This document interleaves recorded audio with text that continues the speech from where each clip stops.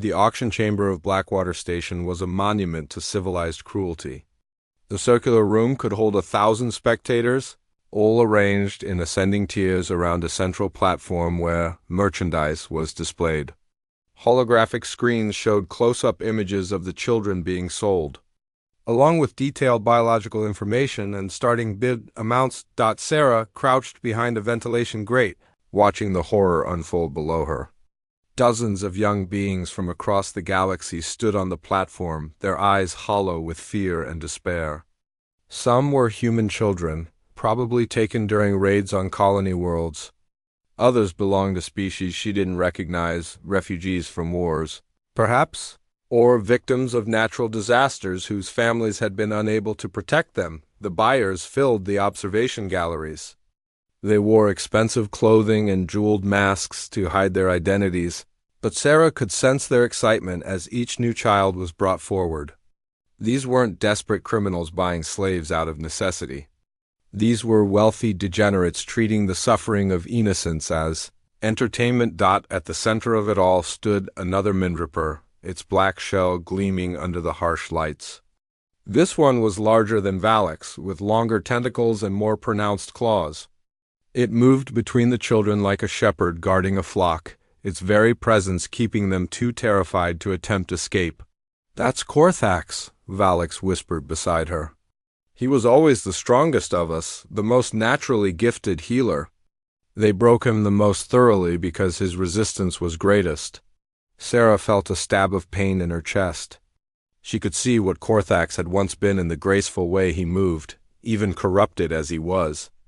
This creature had probably saved countless lives before the Council captured him. "The third one?" she asked. Valix's tentacles pointed toward another section of the chamber. "Nith guards the preparation rooms where they modify the children to make them more appealing to certain buyers."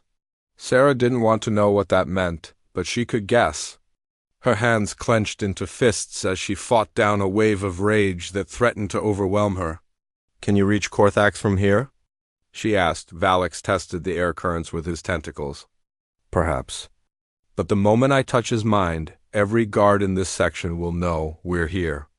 And there are many guards." Sarah looked around the chamber more carefully. She counted at least 50 armed beings positioned at strategic points throughout the galleries. All of them were focused on the auction, but they would react quickly if anything went wrong. "What about the children on the platform?" "They're too frightened to move. Even if we eliminate the guards, they may not trust us enough to follow." Sarah considered their options. Every minute they delayed, more children were being sold to buyers who would take them away to fates worse than death. But rushing in without a plan would only get everyone killed. A soft chime in her earpiece indicated an incoming message from the Mercy's call. She tapped her communicator to accept the transmission. "Sarah," Webb's voice crackled through the static. "Thane's fleet just dropped out of hyperspace. We've got maybe 20 minutes before they're in firing range." Sarah's blood went cold. 20 minutes wasn't nearly enough time to evacuate all the prisoners, even with the help of awakened Mindrippers. "Any word from the rescue teams?" she asked. "Dr. Vasquez has evacuated 400 from the lower levels, but there are still over 1,500 trapped in the maximum security sections. We need more time." "We don't have more time," Sarah replied grimly. "We work with what we've got." She closed the communication and turned back to Valix. "Change of plans. We're going to do something that's either brilliant or completely insane." "In my experience," Valix said, "those are often the same thing." Sarah smiled despite the circumstances. "I need you to wake up Korthax.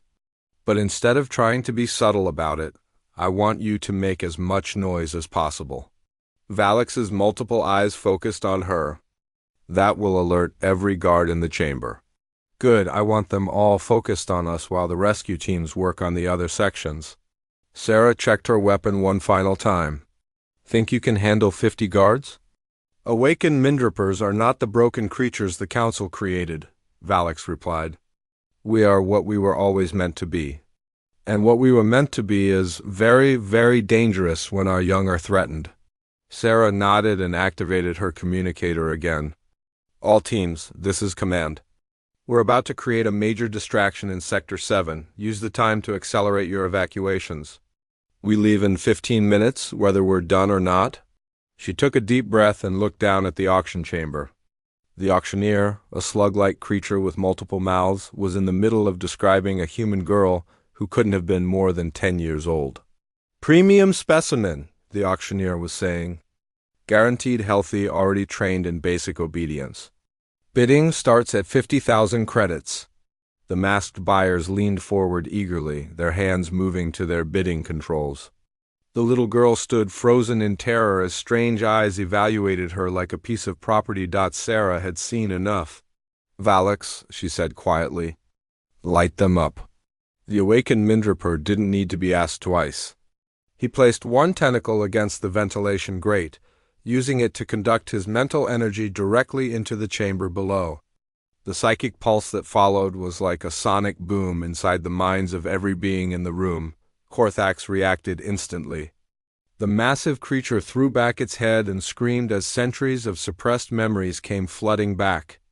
Its shell began to shift from light-absorbing black to brilliant pearl white, and its tentacles thrashed wildly as it fought against the conditioning that had turned it into a weapon. The guards were shouting orders and reaching for their weapons, but they were disoriented by the psychic backlash of Korthax's awakening. Several of them dropped to their knees, overwhelmed by the mental energy radiating from the transformed creature. Sarah kicked out the ventilation grate and dropped into the chamber. Landing in a crouch on the auction platform, the children scattered in fear, not knowing whether she was another threat or their salvation. "It's okay," she called out to them. "I'm here to take you home." The auctioneer was screaming at his guards to kill the intruder, but Korthax had other ideas. The newly awakened creature moved across the chamber like lightning, its tentacles wrapping around guards and weapons alike. Unlike its broken state, where it would have simply killed its targets, the restored Korthax was doing something far more devastating. He was forcing the guards to experience every moment of suffering they had ever caused. One by one, the guards dropped their weapons and fell to their knees, sobbing as they were confronted with the true weight of their actions. Some began tearing off their armor as if the metal itself was burning them. Others simply stared in horror at their own hands, unable to comprehend the evil they had committed. The buyers in the galleries were panicking, pushing and shoving as they tried to reach the exits. Their expensive masks fell away, revealing the faces of respected citizens from across the galaxy. Sarah made a mental note to remember as many as she could. They would face justice later. "Sister," Korthax spoke for the first time in centuries, his voice like distant thunder. "You have given me back my soul." "Then help me save these children," Sarah replied. Gesturing to the terrified youngsters around her, Korthax nodded and began moving among the children, his tentacles gentle as they touched each small face.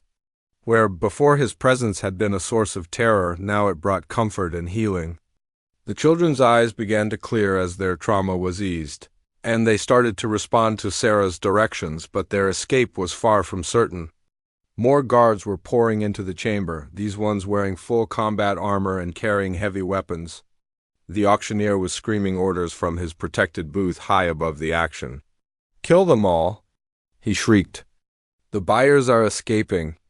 We're losing millions of credits." Sarah dove for cover as laser fire erupted across the chamber. The children screamed and scattered, but Korthax moved to shield them with his armored body.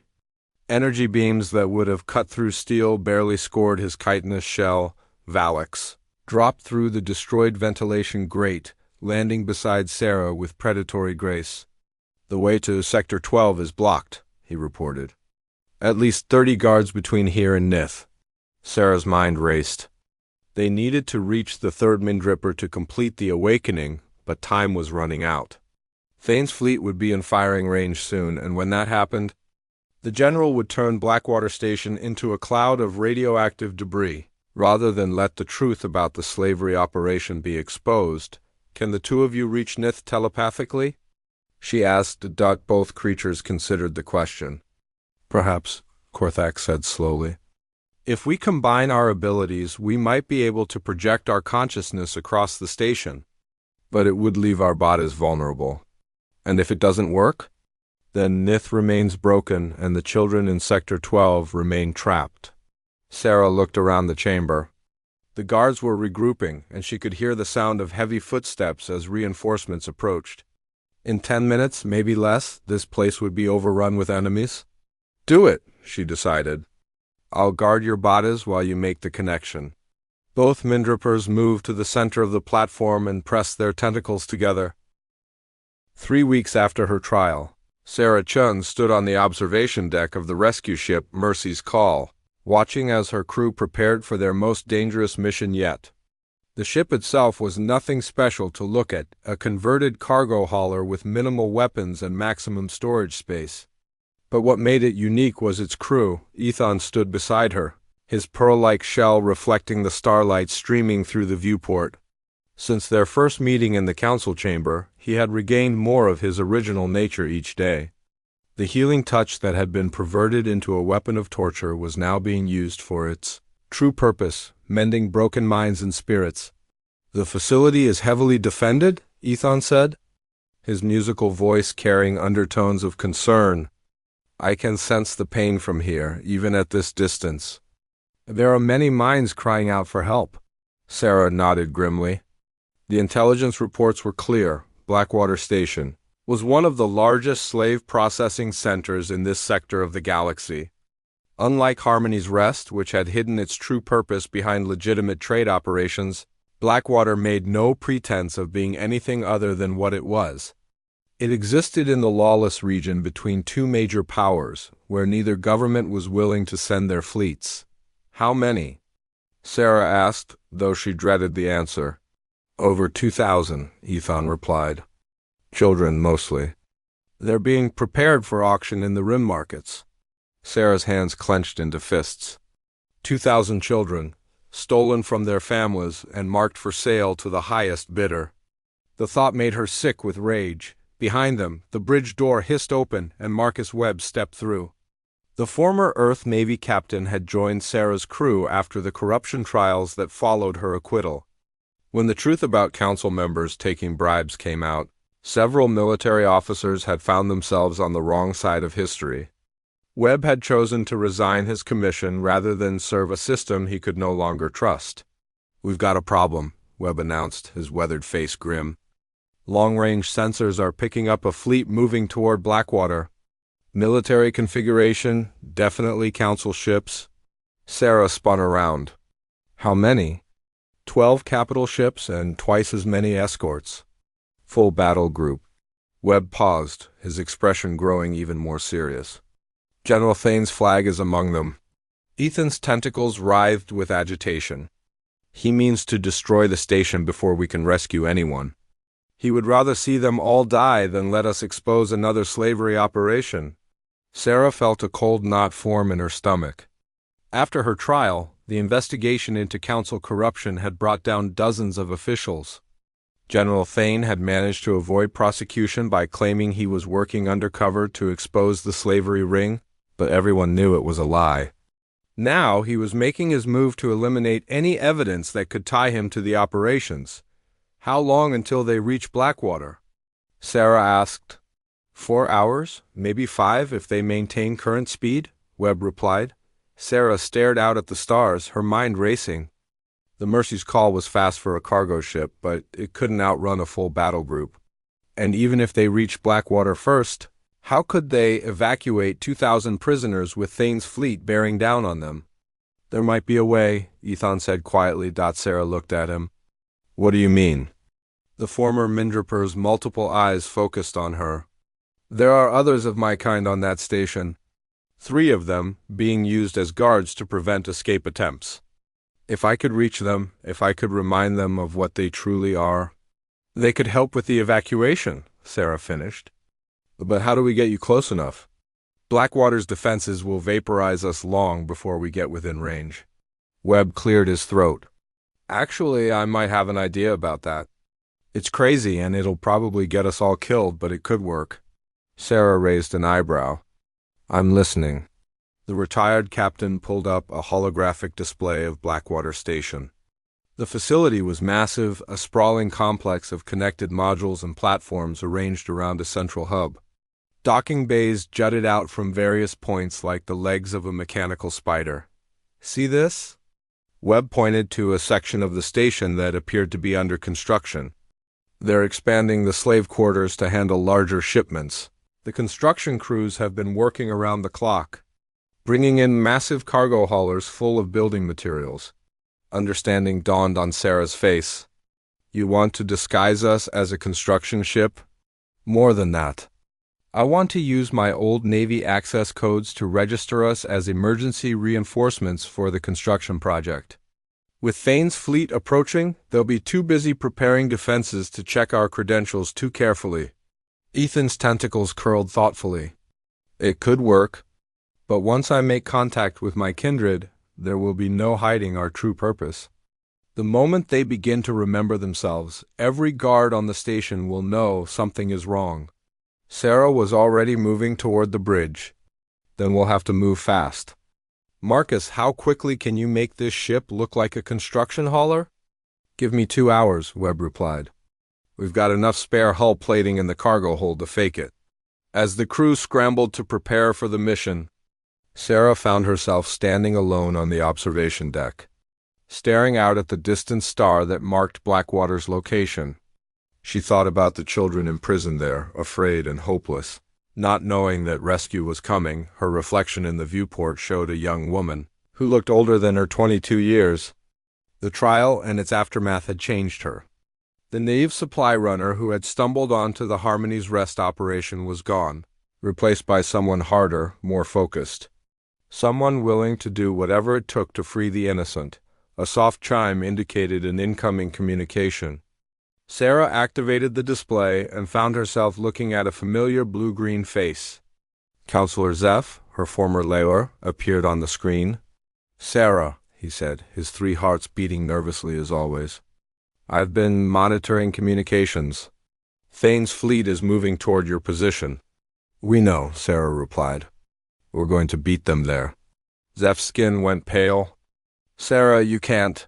Blackwater Station has over 1,000 armed guards and enough firepower to destroy a small moon. You'll be walking into certain death." "If we don't try, those children will die anyway," Sarah said firmly. "At least this way they have a chance." "There has to be another way." "Let me contact the council, file for an emergency intervention." "With what?" Sarah interrupted. "Half the council is either corrupt or too scared to act.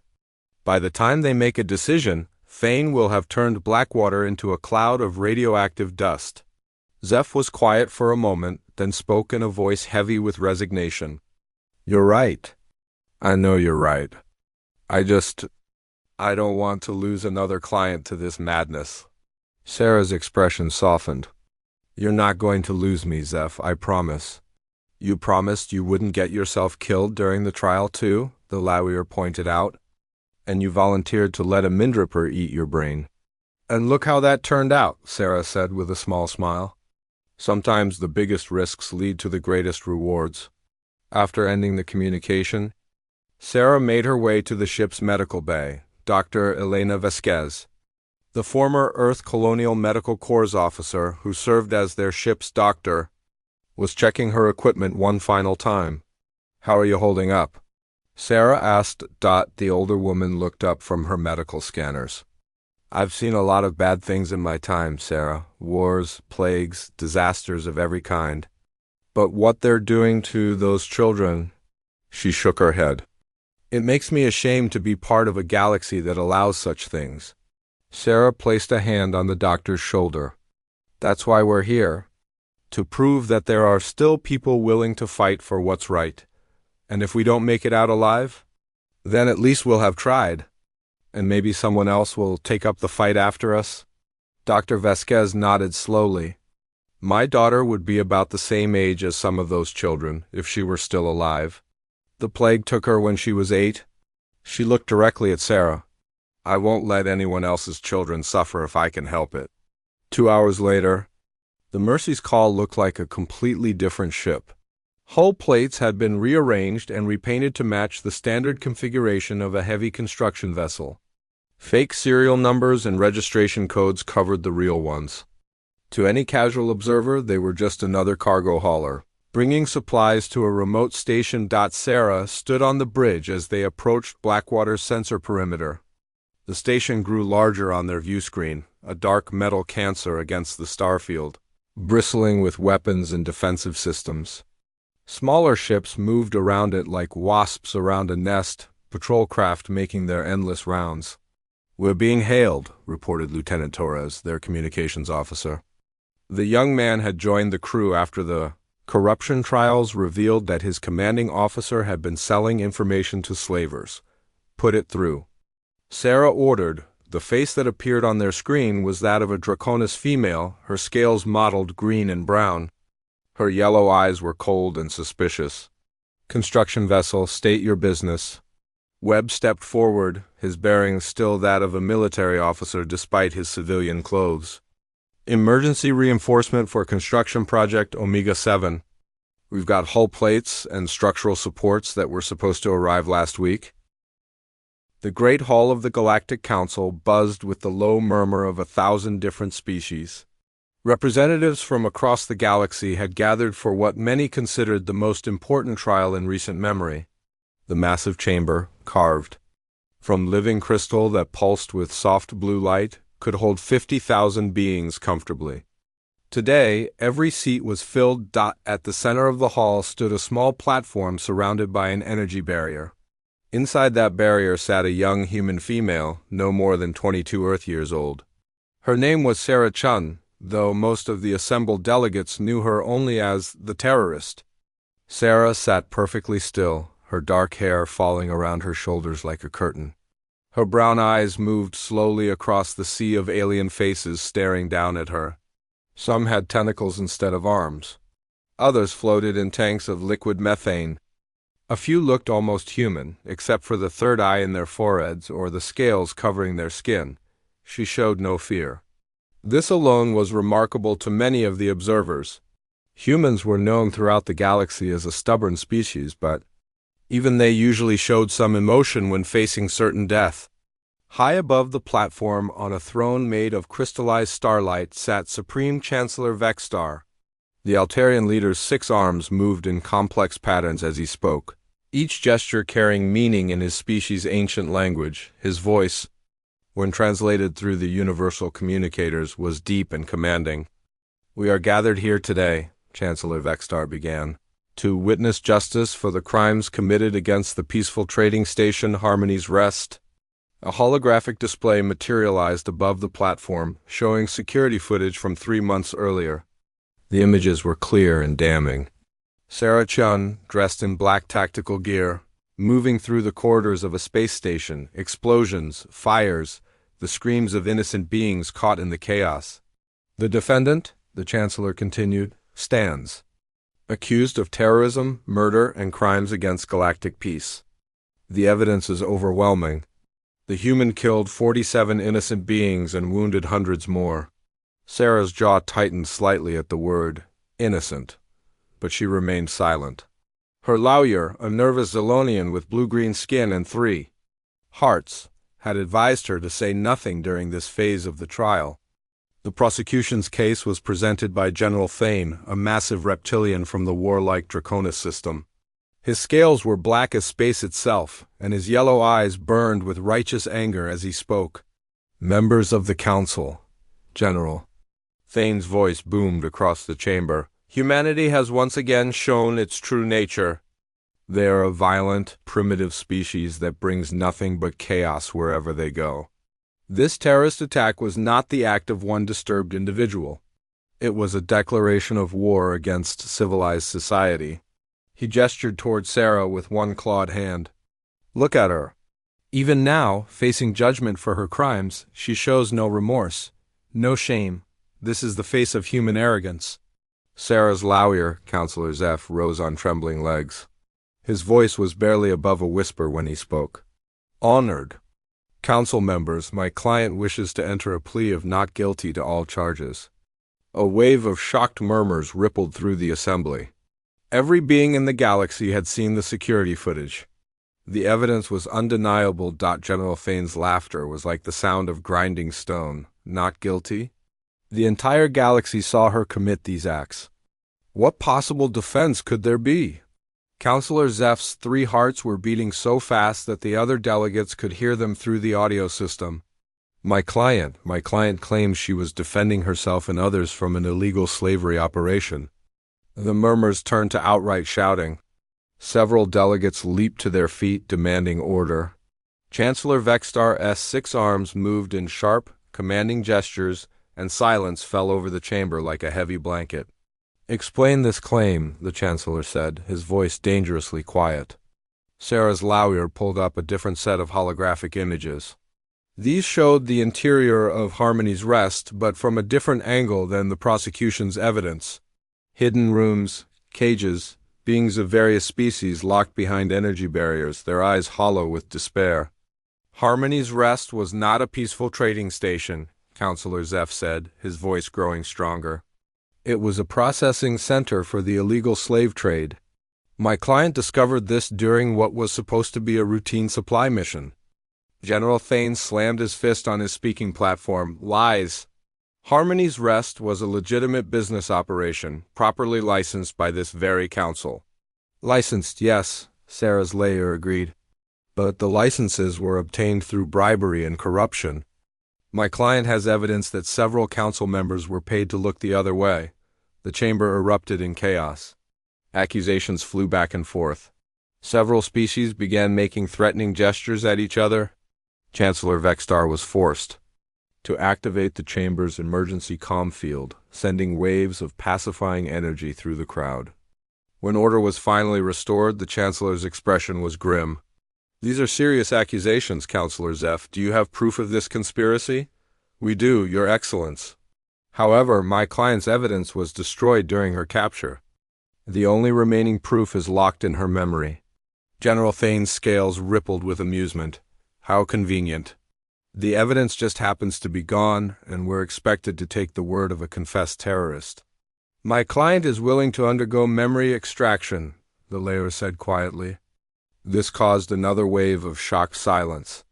Memory extraction was an incredibly dangerous procedure.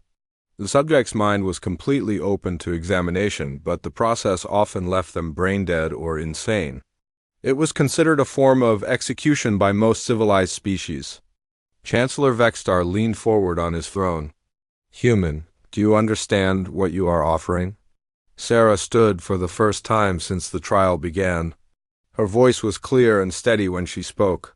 I understand perfectly, Your Excellence. I'm willing to prove my innocence, no matter the cost. Even if the procedure kills you, even then.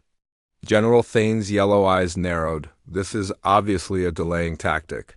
The human knows the memory extraction will take weeks to prepare. She's hoping her people will mount a rescue mission. Actually, Chancellor Vextar said slowly, there is another option. One that could provide immediate answers. He gestured toward a section of the chamber that had been kept in darkness. Lights suddenly blazed, revealing a massive cage made of energy bars.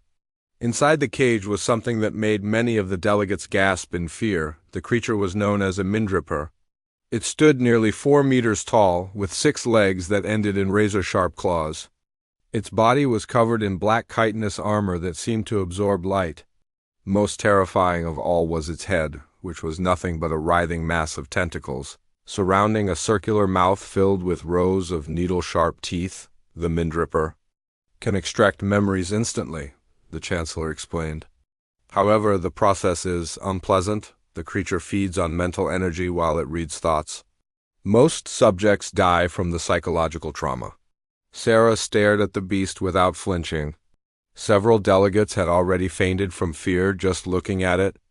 There is an ancient law, Chancellor Vextar continued, that allows for trial by ordeal in cases where evidence is disputed. The accused may choose to face the Mindripper. If they survive the memory extraction with their sanity intact, and if their memories prove their innocence, they are freed. If they die, or if their memories prove their guilt, they are posthumously convicted. General Thane's scales were practically glowing with satisfaction. Excellent. Even if the human somehow survives, her memories will prove her guilt? We all saw her kill those innocents. Sarah's lawyer grabbed her arm. Sarah, you can't do this. No one has ever survived a Mindripper's touch. Please, we can find another way. Sarah gently removed his hand from her arm. How many others have been sold into slavery while we've been sitting in this chamber? How many more will suffer while we debate legal procedures? She turned to face Chancellor Vextar. I accept trial by ordeal. I will face the Mindripper. The Chancellor's 6 arms moved in the complex gesture that meant binding oath accepted in Altarian culture. So be it, human Sarah Chun, you have chosen trial by ordeal. May the truth set you free, or may justice be served. Guards began moving toward Sarah's platform. The energy barrier flickered and died. Behind her, she could hear Counselor Zeph whimpering prayers in his native language. The Mindripper sensed what was happening. It began to pace back and forth in its cage, its tentacles writhing with excitement. It had been days since it had tasted fresh mental energy as the guards escorted her toward the creature's cage. Sarah closed her eyes and took a deep breath. In her mind, she could hear her grandmother's voice, telling her old stories about their family. Stories that most humans had forgotten. Stories about the gift that ran in their bloodline. Don't be afraid, little one, her grandmother had said. We are not the monsters they think we are. We are something far more dangerous. We are their salvation, whether they want it or not. The cage door opened with a soft hiss of escaping air. The Mindripper's alien scent washed over the chamber, something like ozone and rotting flowers. Several more delegates fainted. Sarah stepped inside. The Mindripper towered over her, its tentacles reaching out to touch her face. Most beings would have been screaming.